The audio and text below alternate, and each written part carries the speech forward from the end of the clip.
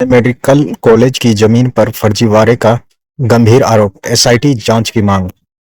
नमस्कार, मैं अभिमन्यु कुमार, आप देख रहे हैं खगड़िया चैनल। खगड़िया में मेडिकल कॉलेज की जमीन पर फर्जीवाड़े का गंभीर आरोप लगा है, जिसमें एसआईटी की जांच की मांग की गई। श्यामलाल चंद्रशेखर मेडिकल कॉलेज प्रशासन ने कॉलेज की जमीन से जुड़े एक कथित फर्जीवाड़े का गंभीर आरोप लगाया है। कॉलेज के निदेशक डॉक्टर विवेकानंद ने प्रेस वार्ता के दौरान दावा किया कि ट्रस्ट की जमीन को भू माफिया द्वारा फर्जी दस्तावेजों के आधार पर अवैध तरीके से बेचा जा रहा है। प्रेस वार्ता में उन्होंने आरोप यह भी लगाया कि जमीन से संबंधित दस्तावेजों में छेड़छाड़ कर अवैध बिक्री की गई है। कॉलेज प्रशासन का कहना है कि यह मामला बेहद गंभीर है और इसकी निष्पक्ष रूप से जांच कराई जानी चाहिए। कॉलेज प्रबंधन ने पूरे मामले की जांच के लिए विशेष जांच दल एसआईटी गठित करने की मांग की है। साथ ही उन्होंने खगड़िया के जिलाधिकारी और पुलिस अधीक्षक से दोषियों के खिलाफ सख्त कानूनी कार्रवाई करने की अपील की गई। फिलहाल इस मामले में प्रशासन की ओर से अभी तक आधिकारिक प्रतिक्रिया सामने नहीं आई है। जांच के बाद ही आरोपों की पुष्टि हो सकेगी।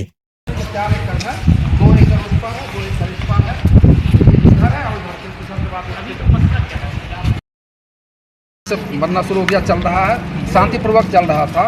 अचानक 2022 में एक भू माफिया है जो मुंगेर से फर्जी कवरा ले करके और यहाँ के लोगों से, कर्मचारी से मिल करके 70 साल का रसीद कटवा करके उसको ऑनलाइन पर दिखा करके रजिस्टर 2 को फाड़ के फिर पेस्ट करके इस ज़मीन को, जो यहाँ के दबंग हैं, उसमें एक्स एमएलए भी हैं, जिला परिषद के चेयरमैन भी हैं, उसमें पुलिस पदाधिकारी भी है, रिटायर्ड पुलिस पदाधिकारी भी हैं और कुछ अपराधी किस्म के लोग भी हैं। उन लोगों को ये ज़मीन को भी लिख दिया गया है। ये ज़मीन लिख दिया गया है उन लोगों के नाम से। और अभी क्या हुआ कि अंचलाधिकारी ने जितनी ज़मीन खरीद की गई थी गलत तरीके से, उनका कब्जा नहीं था ये कहते हुए सबका म्यूटेशन रद्द कर दिया।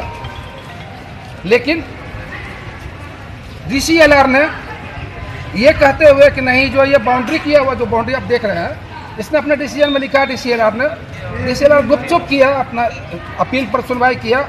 हम लोग को कोई नोटिस नहीं दिया, हम लोग कोई खबर नहीं, हम लोग अपना पक्ष नहीं रख सके और ये आदेश दे दिया कि ये जो भवन और ये जो चहारदीवारी है, ये माफिया ने ही बनाया है और उस पर हमारे बारे में कि इसने ज़बरदस्ती कब्जा करके उस पर संस्थान चला रहा है। इस तरह का आरोप हम पर लगाया जा रहा है और यहाँ पर कोई भी अप्रत्याशित घटना घट सकती है, क्योंकि वो लोग पहुँच वाले लोग हैं, पॉलिटिकली पहुँच वाले लोग हैं, पुलिस पदाधिकारी भी हैं उसमें। और तो हम माननीय जिलाधिकारी महोदय से, अभी नए जिलाधिकारी आए हैं और उनके बारे में जो सब जगह चर्चा है कि बहुत ही ईमानदार हैं, और हमारे जो नए एसपी आए हैं उनके बारे में भी है कि बहुत ईमानदार हैं। तो हम ये कहना चाहते हैं कि ये जो ट्रस्ट की प्रॉपर्टी है, ये समाज की प्रॉपर्टी होती है, ये संस्थान समाज का संस्थान है। तो ट्रस्ट की प्रॉपर्टी को यदि कोई माफिया प्रशासन से साठगांठ करके, चाहे डीसीएलआर से साठगांठ करके या किसी अन्य से साठगांठ करके उस पर कब्जा करेगा, उसके पहले प्रशासन को एक स्पेशल इन्वेस्टिगेशन टीम एसआईटी गठित करना चाहिए।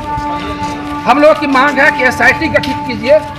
दूध पानी का पानी हो जाएगा, दूध का दूध, पानी का पानी हो जाएगा, निर्णय हो जाएगा। नहीं तो इस तरह के दबाव में अभी इतने चलते हुए संस्थान को, ये 2006 में ही बना था, 2010 से इसको सरकारी मान्यता प्राप्त है। यहाँ से 800 नर्स और पैरामेडिकल के लोग सरकार की नौकरी में जा चुके हैं। अब इसको डिस्टर्ब किया जा रहा है, परेशान किया जा रहा है। कौन लोग डिस्टर्ब कर रहे हैं? और अभी जो भू माफिया सीओ साहब ने न्याय किया हमारे साथ में, अब सीओ के आदेश को डीसीएलआर ने निरस्त करके उसको कब्जा दिलाने की बात की है। तो डीसीएलआर हमको तंग कर रहा है, अभी फिलहाल डीसीएलआर तंग कर रहा है। और रजिस्टर 2 में यदि इन अभियुक्तों ने जो छेड़छाड़ किया उसका सीओ ने एक केस किया है एडीएम कोर्ट में, और एडीएम कोर्ट में 2 साल से उल्लंबित है।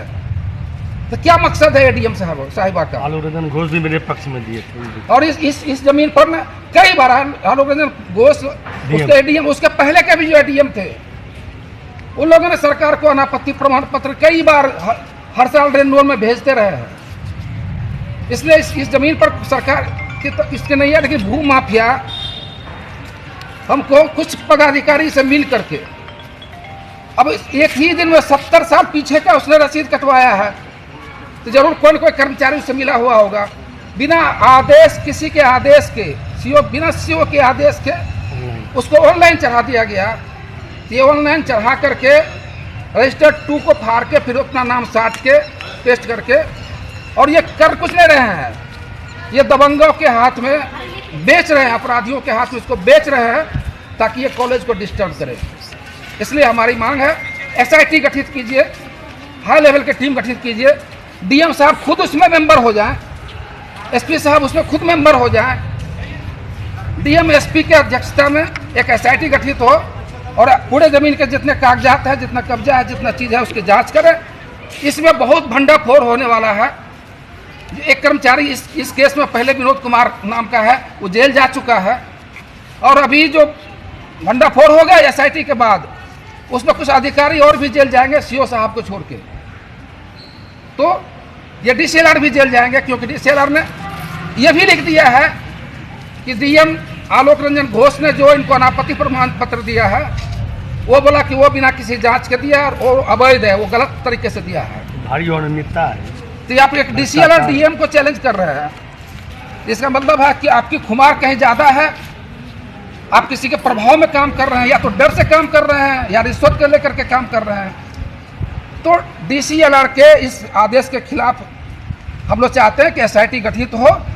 एसआईटी गठित हो जाए तो बहुत अच्छी है, नहीं होगा तो हम लोग आंदोलन करेंगे, हम लोग पहले धरना देंगे, प्रदर्शन करेंगे, और हमको आशा ही नहीं, पूर्ण विश्वास है कि हमारे डीएम और एसपी न्यायप्रिय लोग हैं, वो इस संस्थान पर किसी माफिया का कब्जा होने नहीं देंगे, और इस पर एसआईटी टीम गठित करके हमको न्याय मिलेगा।